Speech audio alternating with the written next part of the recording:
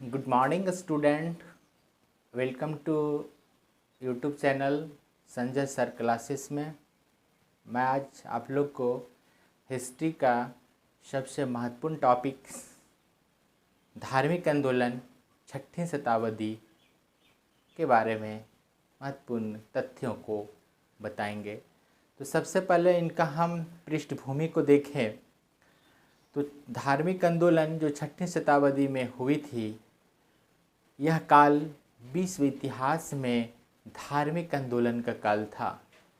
आप सभी जानते हैं कि चीन में कन्फ्यूशियस, ईरान में ज़राथुस्त्र और यूनान में पाइथागोरस ने इस आंदोलन का नेतृत्व कर रहे थे।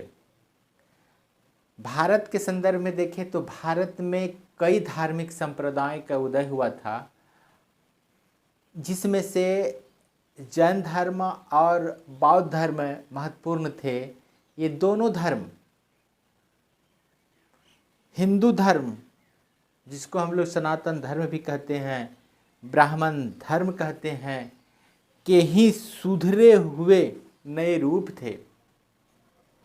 और ये जो धर्म जो आया, ये आर्य संस्कृति से पैदा हुए थे और बाद में ये दोनों अलग अलग हो गए।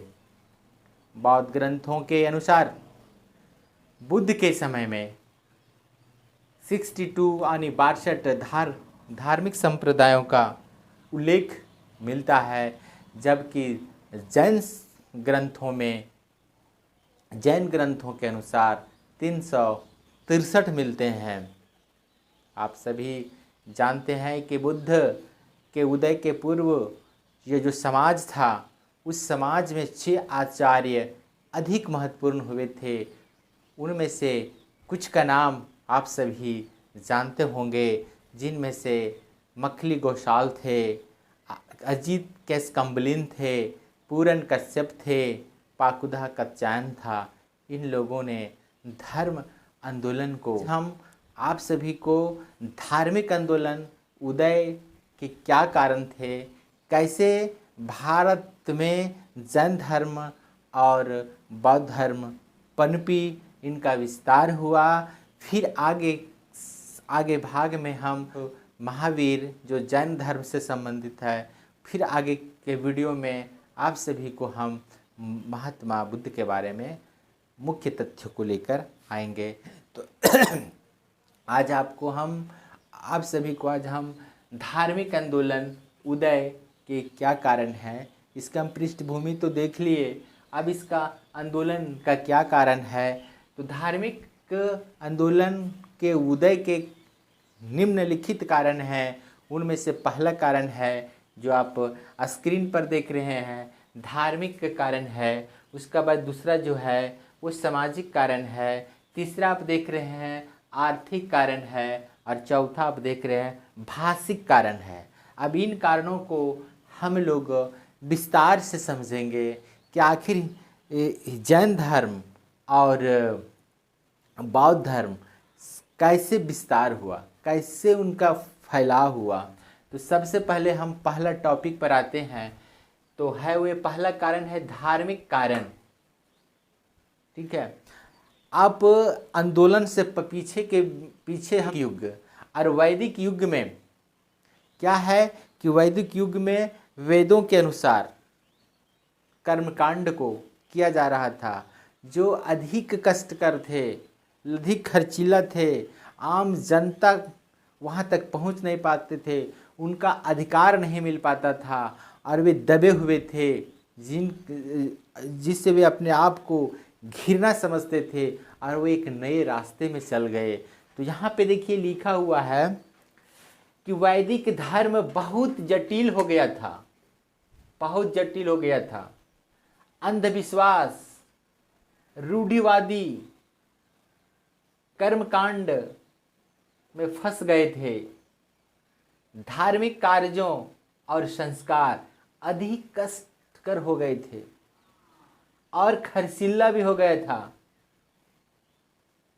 साधारण जनता में इन कर्मकांडों के प्रति अत्यधिक घृणा व्याप्त हो गई थी, जिसके कारण से धार्मिक आंदोलन हुआ, यानी जैन धर्म और बौद्ध धर्म की उत्पत्ति हुई। दूसरा कारण हम लोग देखते हैं, दूसरा कारण में है सामाजिक कारण है।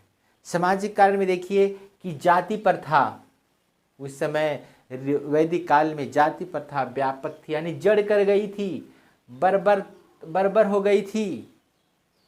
खान पान, शादी विवाह पर कठोर प्रतिबंध थे। लोग जाति परिवर्तन करना असंभव था। अब देखिए यहाँ निम्न जाति के लोग, उस समय जो निम्न जाति के लोग थे उनको कष्टमय जीवन व्यतीत करना पड़ रहा था,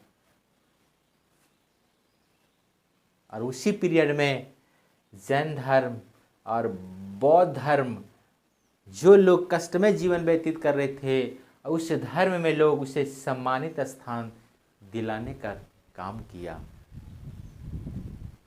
आगे हम लोग तीसरा कारण को देखते हैं। तीसरा कारण क्या है? आर्थिक कारण है। आर्थिक कारण है। आर्थिक कारण में देखिएगा कि यह गंगा यमुना घाटी क्षेत्र में, जो लगभग बिहार क्षेत्र पड़ता है, गंगा यमुना के घाटी क्षेत्र में नगरीयकरण हुआ था। नगरीयकरण, अब नगरीयकरण होने से क्या होगा कि जब नगर का विकास होगा तो लोग व्यापार करेंगे, और व्यापार करेंगे तो एक वर्ग उत्पन्न होगा। उस वर्ग का इसमें वैश्य वर्ग नाम दिया गया। तो देखिए लोहे का आविष्कार हो गया, सिक्कों का प्रचलन हुआ, व्यापार और वाणिज्य की प्रगति हो गई, आदि से एक वर्ग सबल हुआ। उस वर्ग को हम लोग बोलते थे वैश्य वर्ग, और अपनी पहचान बनाया। साथ ही साथ क्षत्रिय वर्ग का भी अपनी सामाजिक हैसियत में बदलाव हुआ। क्षत्रिय सामाजिक स्थिति था, उनका भी बदलाव हो गया। आगे हम लोग देखते हैं कि वैश्य को जैन धर्म का समर्थन मिला और क्षत्रिय वर्ग को बौद्ध धर्म का सहानुभूति मिला।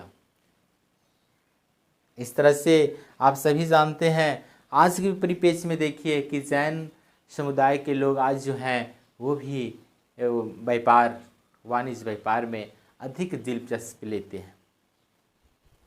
आगे हम लोग चौथा कारण देखें। चौथा कारण है भाषिक कारण।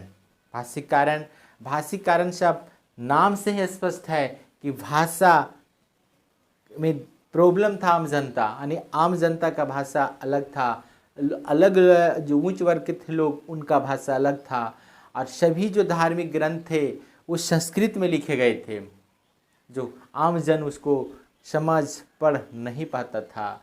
इसके कारण से लोग जो हैं वो जैन धर्म और बौद्ध धर्म की ओर मुंह मोड़ दिए।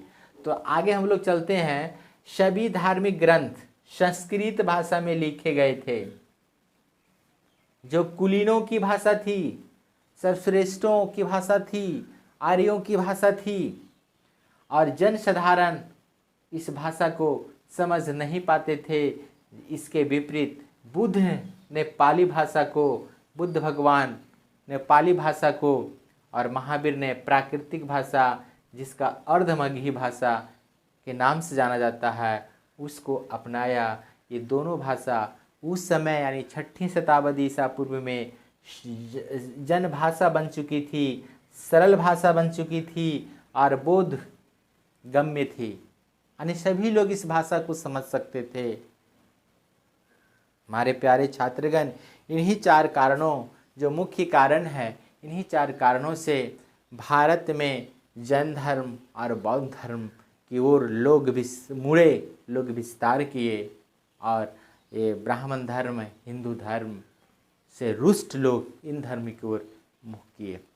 तो मैं आज आप सभी को जैन धर्म के और बौद्ध धर्म के बारे में, बौद्ध धर्म के तो अगला वीडियो बताएंगे, यहाँ पे थोड़ा सा जैन धर्म के बारे में कुछ मुख्य तथ्यों को हम लोग जान ले जो परीक्षा के दृष्टिकोण से अति महत्वपूर्ण होते हैं।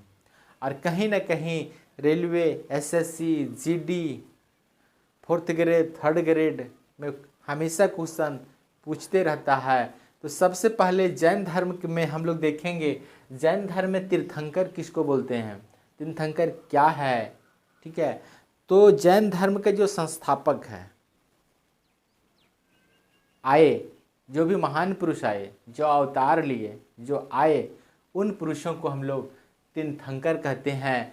तो जैन धर्म में 24 तीर्थंकर हुए हैं।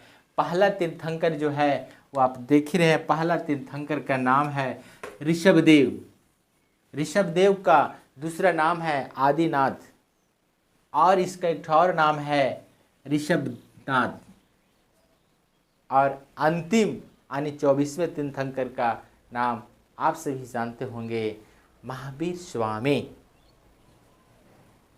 मैं आप लोग महावीर स्वामी के बारे में इनका जीवन परिचय बताएंगे और जैन धर्म को ये कहाँ तक ले गए उनके भी बारे में बताएंगे।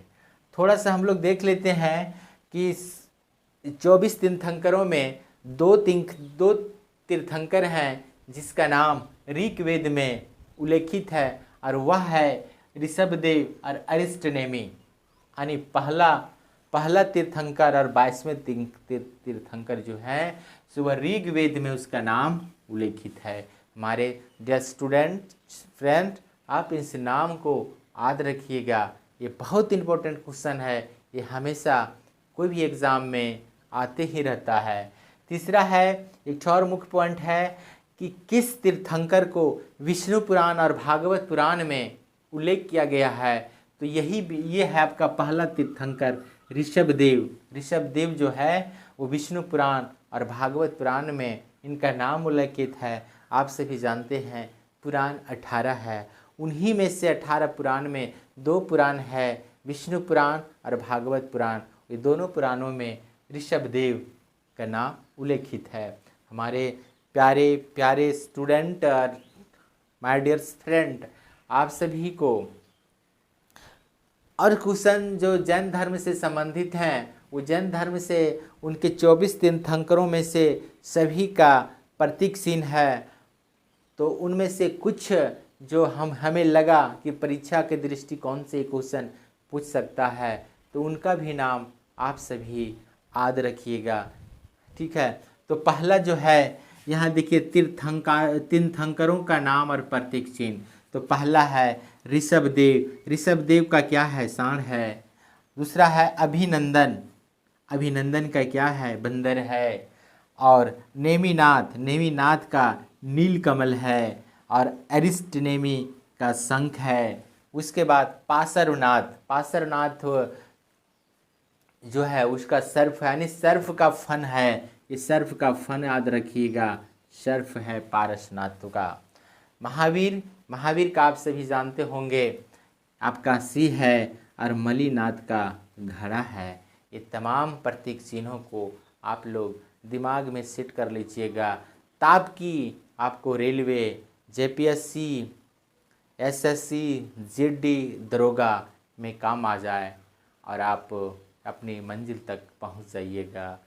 हमारे प्यारे स्टूडेंट, डियर फ्रेंड, मैं यदि यह वीडियो आपको अच्छा लगा होगा तो शेयर, कमेंट और सब्सक्राइब ज़रूर कीजिएगा।